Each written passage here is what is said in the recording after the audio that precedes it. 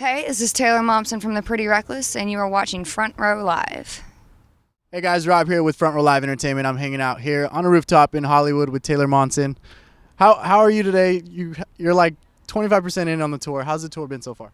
So far, it's been fucking awesome. It's been awesome every night. We're getting into the groove of it all, and it's loud as piss, so it's awesome. Always a good thing. Always a good thing. Now, from your in between this tour and the previous tour, there was some time off in shows and such. What did the band do within that time?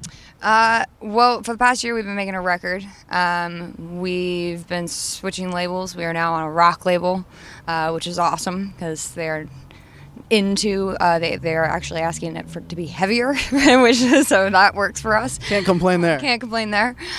So we've been making a record. We had which is called Going to Hell. It's coming out early 2013, okay. And that took a lot longer than expected. This time off was not meant to be such a long break because the hurricane wiped out our studio. Hurricane Sandy took everything with it, and we had to rebuild and restart and redo everything, so it took a lot longer than expected, but we are back and we are out on the road and touring for the next 2 years around the world, so nice. Awesome. Good. And with that incident with Sandy, did that end up eventually on some of the music on the new record? Did that influence in any way?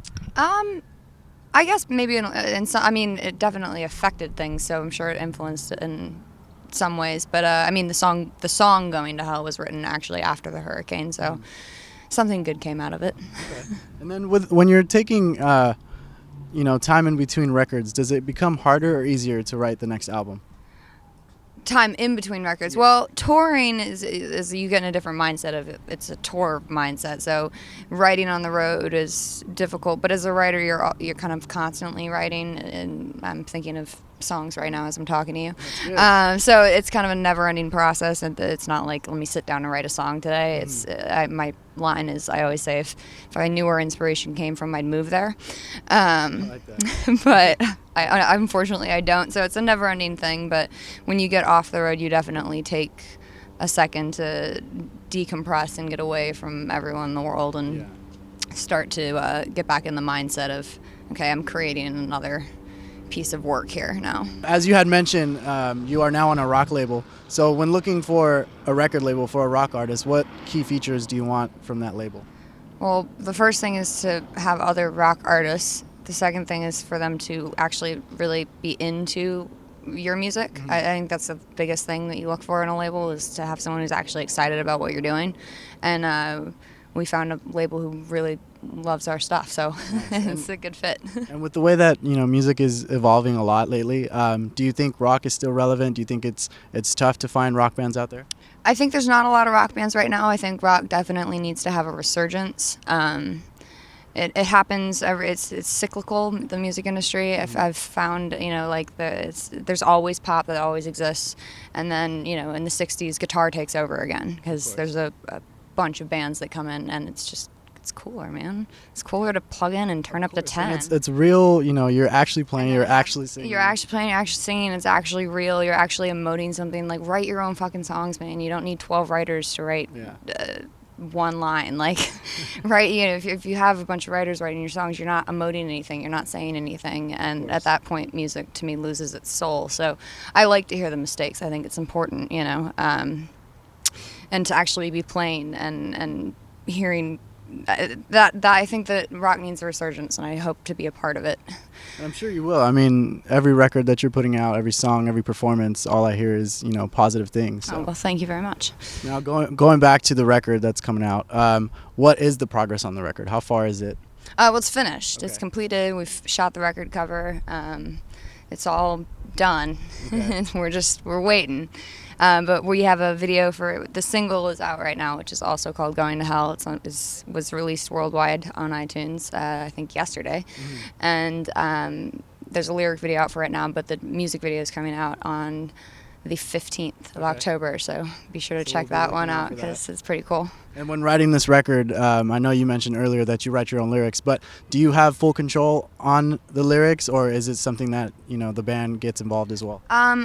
Ben plays the guitar. Ben and I are the writers of the band. Okay. So it's the two of us. Some of it's just me. Some of it's a combination. Each song kind of has its own identity, so it's hard to explain. But yeah, the two of us write everything. Okay. And then how many tracks can we expect on this record? So probably around 12, Okay. 13, and then maybe a couple leaked ones. I don't know. All right. We'll be looking out for that too. So you also you've been on tour with some big names, Guns N' Roses, Marilyn Manson. Any chances that we might hear something of them on this record, or any other artists?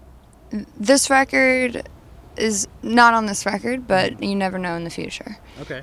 And then while touring with these guys, is there anything that you picked up from them that you are using now to your advantage, whether it's in performance or writing or? Well, touring with Evanescence. Amy Lee was amazing to watch every night, and her whole. I think we learned a lot from that experience. Just her whole crew and everything ran so professionally and was so great and so nice. And I mean, she's just such a talent. So it's great to watch her every night.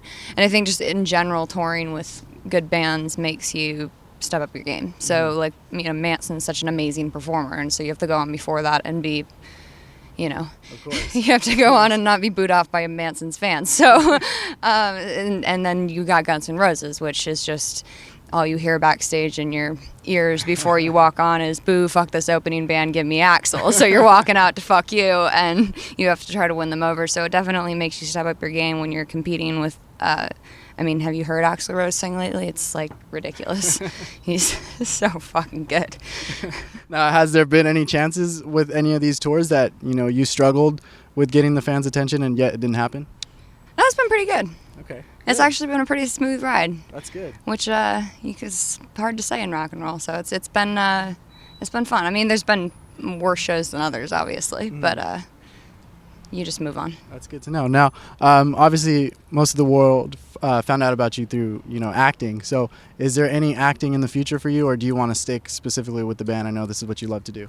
This is what I fucking love to do, man. I mean, I've always wanted to play in a band, and I had to wait till I wrote a record's worth of material that I wanted people to hear to put it out and have it be a part of the universe. But no, music forever. I mean, if Joss Whedon calls and asks me to play a superhero, I probably wouldn't say no. But unless a very specific role comes along, it's not something I'm actively pursuing by any means. Yeah. Well, that's good. Keep doing the music. I mean, we all love it, and it sounds like it's going really well too. So yeah, no, it's been a really, really fun tour. The fans are crazy and awesom, and it's been only great. getting better. And only getting better, yeah. So I know you're a fan of the Beatles. So Obviously. I don't know if you've been following up on Paul McCartney, but what do you think of his new record that is going to be coming out? Well, I haven't heard anything of it yet. Has Okay. anything been released yet? He's released one song so far. It's first new material in 6 years for him. Tour, and you live in such a bubble on tour that I'm so out of the loop on what's coming out right now. But I'm excited to hear it. I haven't heard it yet, obviously. Okay. I've been obsessed with the new Soundgarden record, King Animal, so that's Okay. what I've been listening to on repeat. That's the last newest release that I've you've been into? that I've heard and gotten into. But I'll definitely have to check it out, and I'm sure he's Paul McCartney. I'm sure it's amazing. Of course. Of course. Now, I know you mentioned towards next year the record. Do you have like roughly an estimate time? I don't know. Do I? I don't know. Do you? I thought you. January, February, March, April, I May? Probably somewhere around March. Maybe I around would say March? maybe around Okay. March. You're gonna make me say it. All right. I see how this works. Yeah, somewhere maybe around March.